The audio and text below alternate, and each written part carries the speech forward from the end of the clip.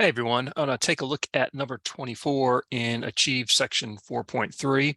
Actually going to look at two versions of this problem. The problem is basically giving you this function, y is equal to theta minus 2 cosine of theta.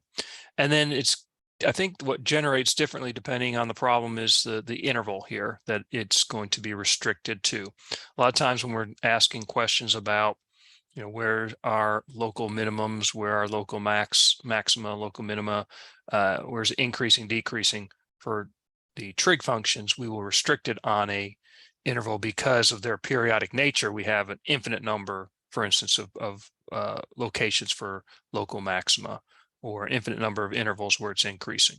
Okay, so we're restricting this one from negative pi to pi. That's different than our normal, maybe we think of 0 to 2 pi. So we can restrict any interval we want, right? And this is the interval for this particular problem. I'm also going to look at a different restriction down here from 2 pi to 4 pi down here. So same problem, same function, just see how that varies. Okay, so first thing to find critical points, we need the derivative.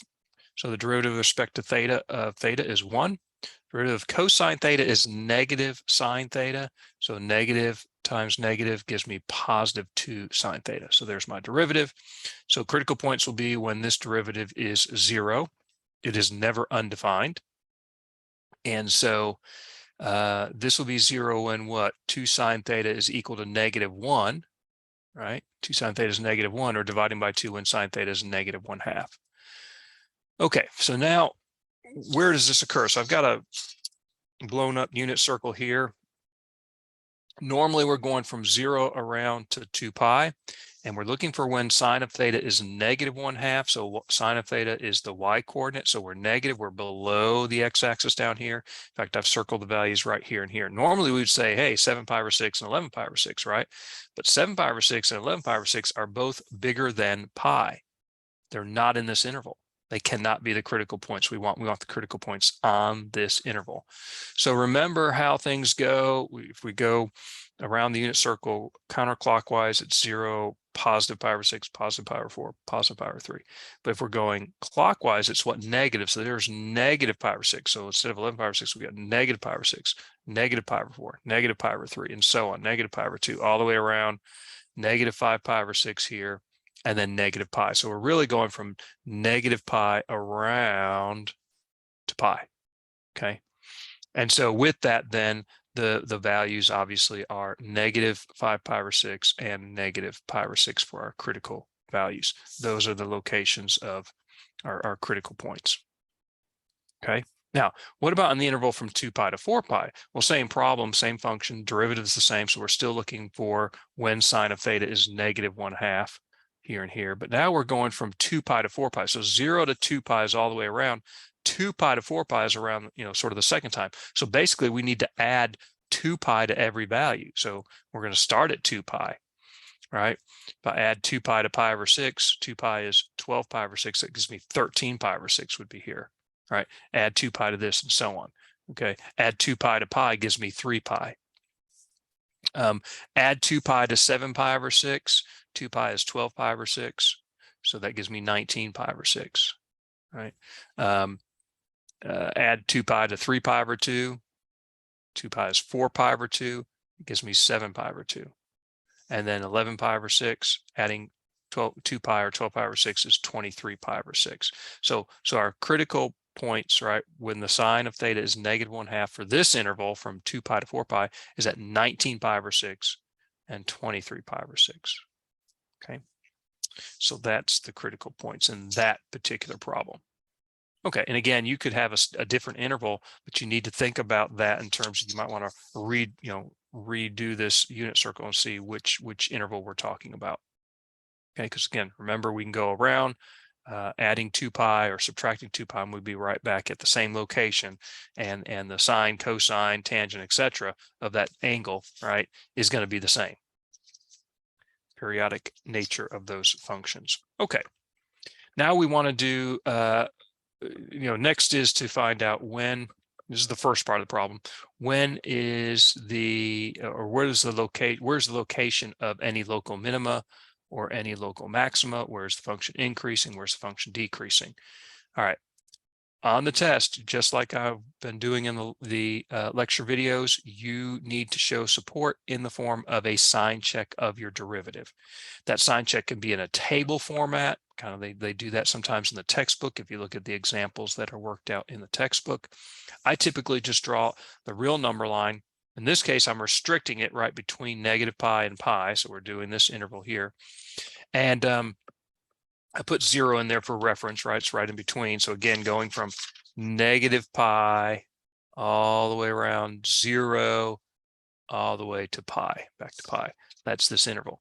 And then I went ahead and put negative 5 pi over 6 and pi over 6, right? So going from negative pi, the first one we hit is negative 5 pi over 6, and then we hit negative pi over 6, then we hit 0, and then all the way around to pi.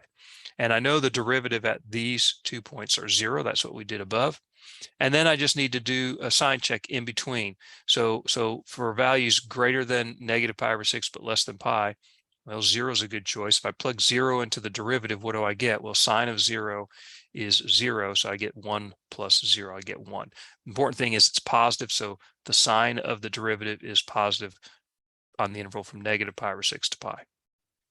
Between negative 5 pi over 6 and pi over 6 is negative pi over 2, right? It's right in between there, negative pi over 2 in between those two. And we know the sign of negative pi over 2 is negative 1. And so plugging in here, I get sine of negative pi over 2 is negative 1. So I get negative 2. 1 plus negative 2 is negative 1. So again, it's negative on that interval. And then the small little interval from negative pi over 6, negative pi to negative 5 pi over 6, that little interval there, if you find the sign in that interval, so from negative 5 pi over 6 to negative pi, the sign is between negative 1/2 and 0. So pick any number, just pick any point in any number between 0 and negative 1/2, basically. Say at some point in between here, the sign will be negative 1/4, right? That's halfway between, for instance, these two numbers. And so if I plug in negative 1/4 for sine of theta, I get negative 2/4 or negative 1/2 plus 1 is 1/2, positive. Okay. Again, you can use your calculator to just compute this derivative at any of these points. Okay, you might need to convert to decimal format to help know what numbers to plug in.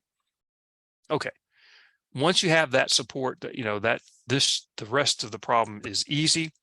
Where do we have any local minima? They occur according to the first derivative test, remember, where we have a sign change in the derivative from what? Negative to positive. From negative to positive. Where does that occur at? It occurs right at negative pi over 6. We change from negative to positive. Negative means what? The function is decreasing. Positive means the function's increasing. So we're changing from negative to positive. We have a local minima at negative pi over 6. Local maxima, where do they occur? Where the derivative changes from positive to negative. So from positive to negative at negative 5 pi over 6, right? From increasing to decreasing. So there's that. Y is increasing on the intervals where the derivative is positive. So from negative pi to negative 5 pi over 6, and then from negative pi over 6 to pi on that interval. And then decreasing where the derivative is negative. So in between these values on this interval. Okay. Now, if I go to the other problem on the interval from 2 pi to 4 pi, notice from 2 pi to 4 pi, it's a little different because we're going from 2 pi all the way around 3 pi, and then we hit our critical point 19 pi over 6, and then 23 pi over 6, and then we're at 4 pi at the end. So when I look at that,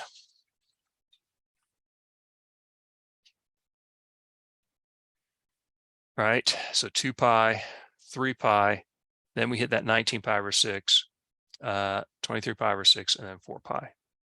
So again, if I check the sign here, this is 3 pi, which is between 2 pi and this critical point. Again, we know it's 0. The derivative is 0 at these critical points, right? So in between there, if I check 3 pi, well, sine of 3 pi is 0, and so I get positive 1, so it's positive here. In between 19 pi over 6 and 23 pi over 6, 19 pi over 6 and 23 pi over 6, in between is 7 pi over 2, where the sign is equal to negative 1. So if we plug that in, we get negative 1 for the derivative, negative. And then again, you can check between 23 pi over 6 and 4 pi, we're going to get positive again. So it's very similar to what we had previously here, but we got a little shifting, if you will.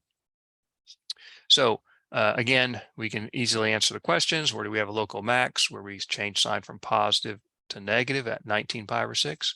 Local min is where we change from negative to positive at 23 pi over 6. We're increasing where the derivative is positive from 2 pi to 19 pi over 6, and then from 23 pi over 6 to 4 pi. Decreasing on the interval where we're negative from 19 pi over 6 to 23 pi over 6. Okay, so got two different versions of this problem. Lots to talk about, but make sure you keep working on these. If you have questions about these or others, let me know. Hope this helps.